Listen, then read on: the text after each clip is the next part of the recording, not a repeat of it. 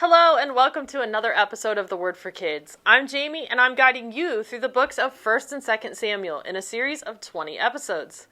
We learned about Elkanah, who had 2 wives, Peninnah and Hannah. Peninnah was able to have children, but Hannah was not. And this is something Peninnah teased Hannah about harshly and often. Hannah cried out to the Lord and begged the Lord to give her a son. She promised that she would dedicate her son to the Lord for his whole life. The Lord did give Hannah a son, Samuel, and once he was weaned, she took him to the priest at Shiloh and dedicated him to the Lord, just as she said she would.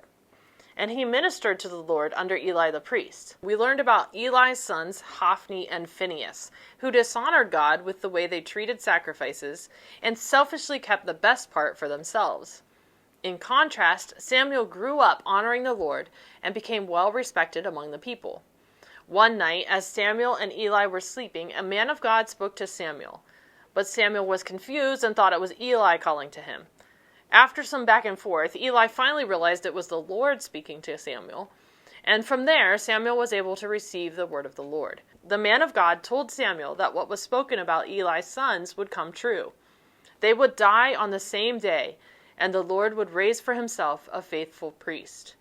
From then on, the people regarded Samuel as a prophet, and the Lord continued to reveal himself to Samuel. And we learned about the Israelites going to battle against the Philistines.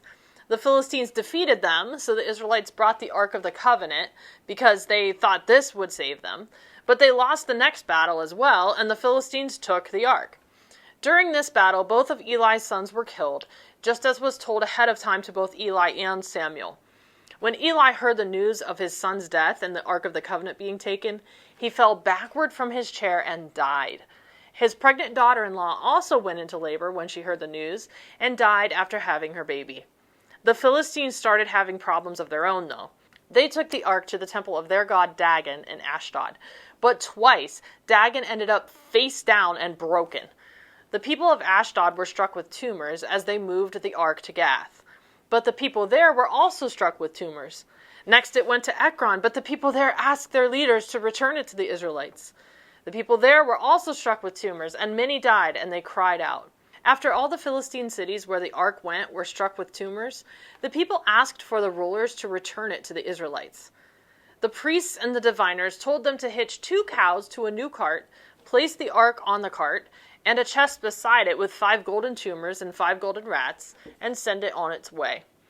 The cart went straight to the Israelite town of Beth Shemesh, which was a clear sign to the Philistines that it was indeed the hand of the Lord that had been against them. The Israelites celebrated and put the ark on a large rock while the people offered sacrifices. But 70 people died because they looked into the ark of the Lord.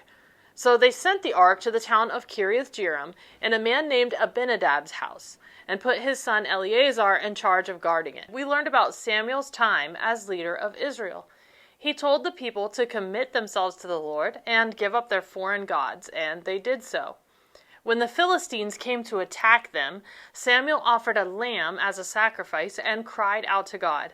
And God answered by bringing a great thunder that caused the Philistines to panic, which meant the Israelites were able to defeat the Philistines. The Lord was with Samuel as he led the Israelites throughout his lifetime, but Samuel's sons were not cut out to be leaders because they were dishonest and took bribes. So when Samuel grew old, the elders asked him to give them a king. Samuel was upset by this, so he prayed to the Lord, who told him to listen to the people, but first to warn them about all the bad things the king would do to them. Even after warning them about what would happen, the people still demanded a king. So Samuel went to the Lord, and again the Lord told him to give them a king. We learned that God told Samuel he would send him a Benjamite man, whom he was to appoint as ruler of the people of Israel. And along came Saul and his servant looking for his father's lost donkeys. When Samuel met Saul, the Lord told him, "This is the man I spoke to you about." Samuel told Saul not to worry about the lost donkeys because they had already been found, but instead to join him for a meal at the high place. When Saul arrived, Samuel sat him at the head of the table and gave him the best portion of meat. The next morning, Samuel anointed Saul with oil when it was just the 2 of them together. Later, Samuel called together all of the Israelites and publicly chose Saul as the new king. We learned about Samuel passing to Saul the leadership of the Israelites. He reminded the people of all the things the Lord had done for them, and that they had still asked for a king instead of continuing to keep God as their king. When Saul became king at 30 years old, some of his Israelite soldiers attacked a Philistine outpost. This caused the Philistines to come together with a lot more chariots and soldiers than what the Israelites had.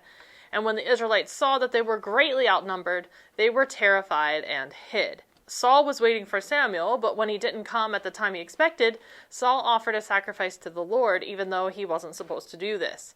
When Samuel arrived, he told Saul that because he had not kept the Lord's command, his kingdom would not last. We learned about Jonathan and his armor-bearer, who took on a Philistine outpost, and just the two of them defeated 20 men in a small area.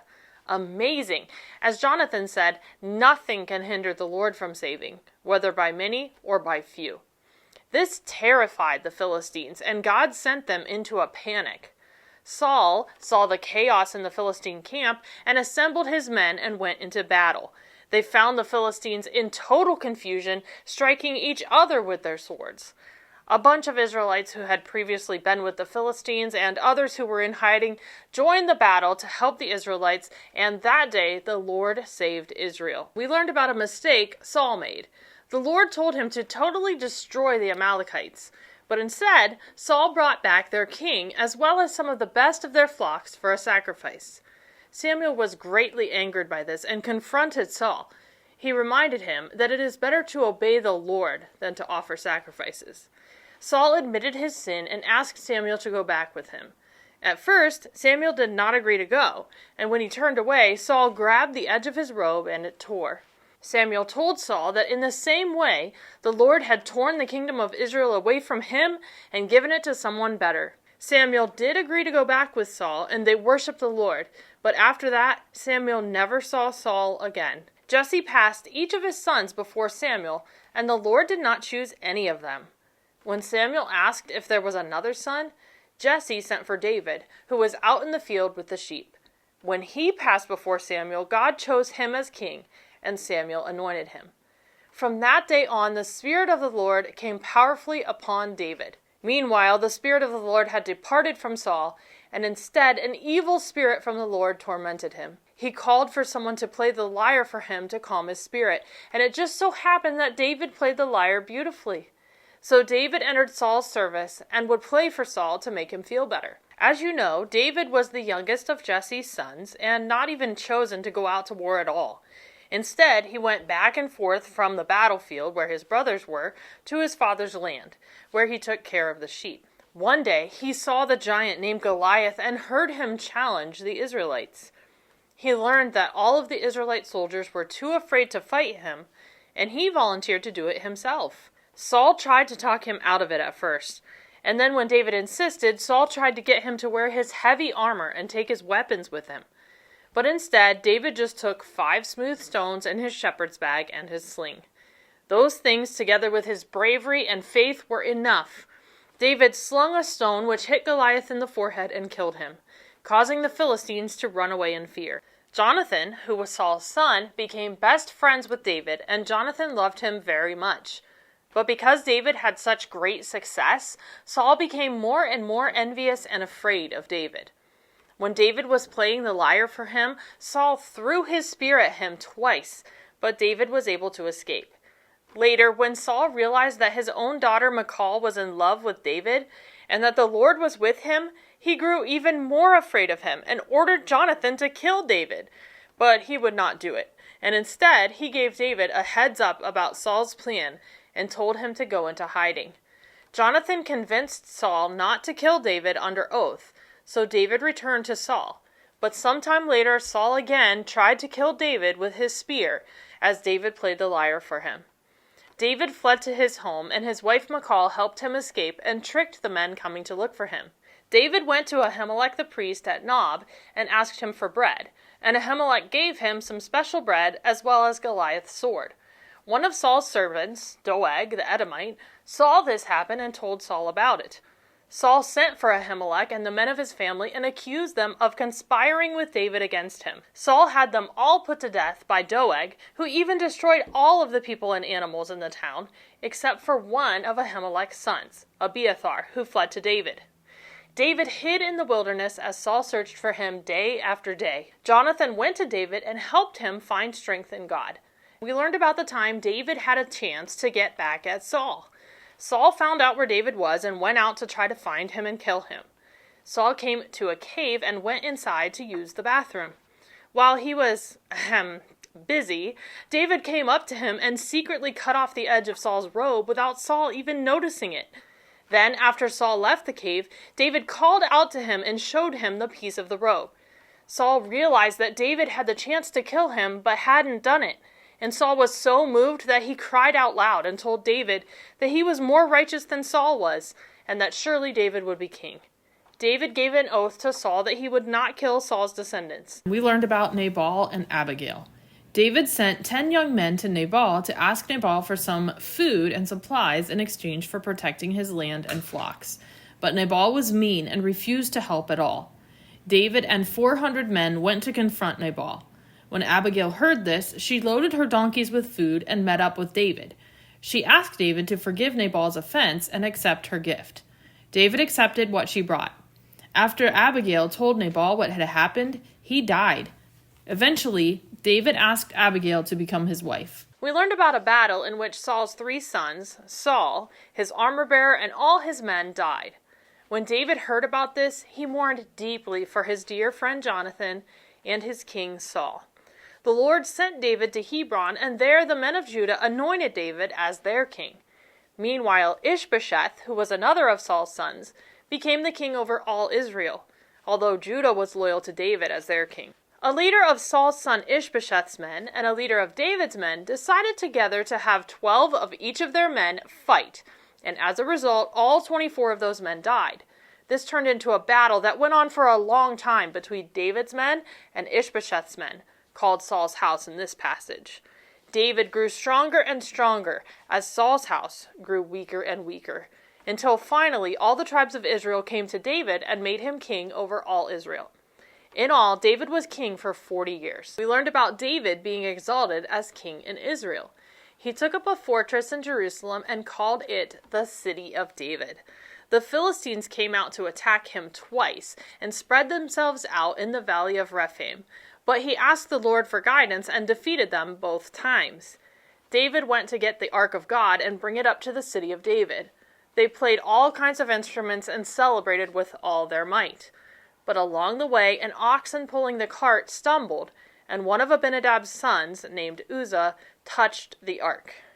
God struck him down for touching the ark. David was angry and afraid and would not take the ark. He sent it instead to Obed-Edom's house, and he and his household were blessed. When David learned that they were blessed because of the ark, he changed his mind and brought it up to him at the City of David. He and the Israelites again celebrated with all their might as the ark was on its way. David offered sacrifices and blessed the people in the name of the Lord. We learned about David's heart to build a house for the Lord to dwell in. But instead, God spoke to Nathan concerning David and told him that he would establish a house for David through his offspring, which would endure forever. David spent some time praising God for all that he had done for the Israelites and asking God to do what he had promised for David and his household, as well as to bless him. We learned about David reaching out and showing kindness to Saul's descendants. This was both to fulfill promises he made to both Saul and Jonathan and to show compassion. He found out about one of Jonathan's sons, named Mephibosheth, who was lame in both feet.